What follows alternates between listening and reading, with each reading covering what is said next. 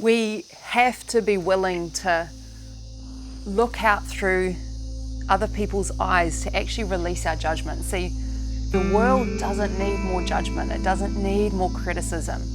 You know, and I get it. It's easy to stay inside our box, and it's easy to look out and say that they are doing something wrong, that they shouldn't be doing it that way, whether it's person to person, whether it's Hollywood celebrities, or whether it's country to country with how they're warring.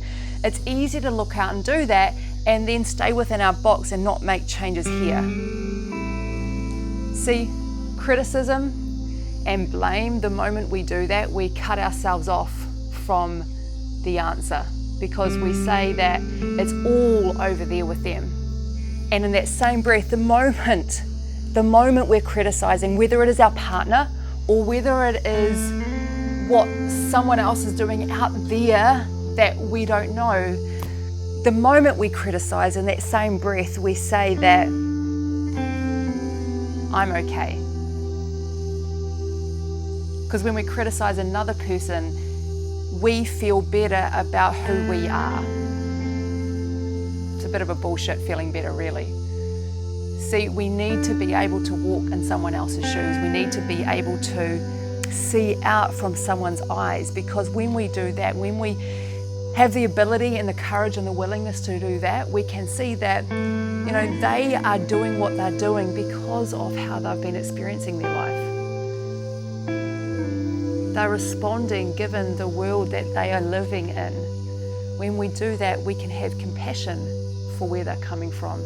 And it is compassion. It is absolutely compassion that the world needs more of. See, everyone's stuck in a story of why they're doing what they're doing. Whether it's in a relationship between a husband and a wife, and there's difficulties between that husband and the wife, and they are criticizing the other person for why they are not showing up in the way that they're expecting them to. See, have you noticed how it's easier to have way higher expectations for someone else than we actually do for ourselves? See, in that situation of the relationship, that marriage, having the high expectations for the other person and criticizing them and saying that they are supposed to be doing this a certain way, and without actually really looking at it from their eyes and saying, how's the world showing up to them? How am I showing up to them? What are the circumstances that they've been through in their life that's having them be that way? See, I believe that everyone is doing the best that they have with what they've got. Like, imagine if we actually looked out in the world and we really saw it from that point of view. And we really own the fact that people are doing the best with what they have, even if they're doing things that seem so heinous.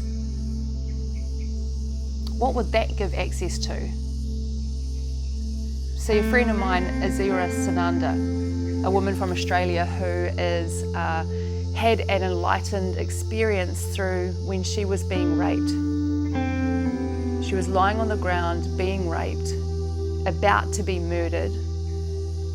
And she had this moment where she looked at him and she said, I forgive you.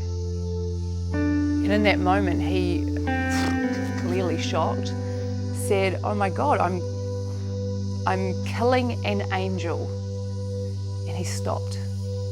He later said that he was going to kill her.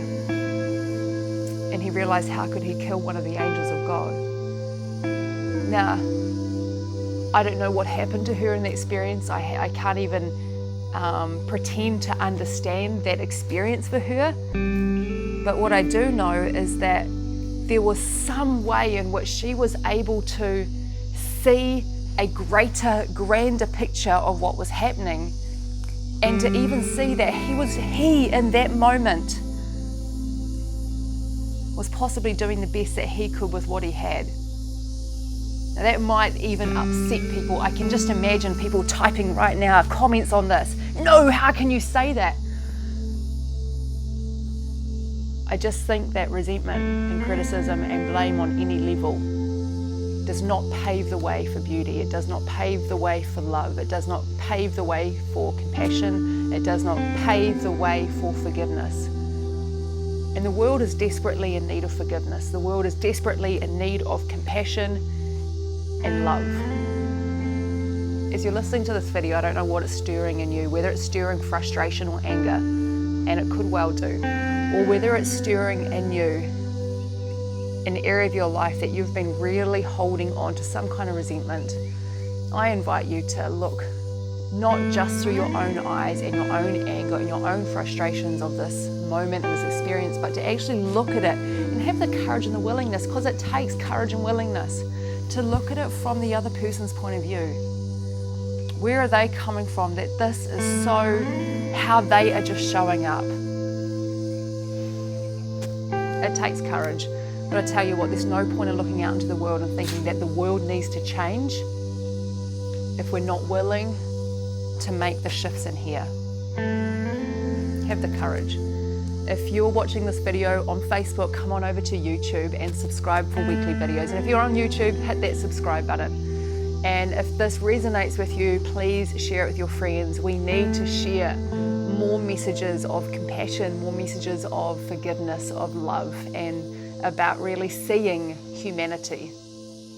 Not willing to go deeper into ourselves. Instead, we sit on the surface, skimming the top layer of who we are, and what gets reflected back is a surface relationship that's afraid to feel.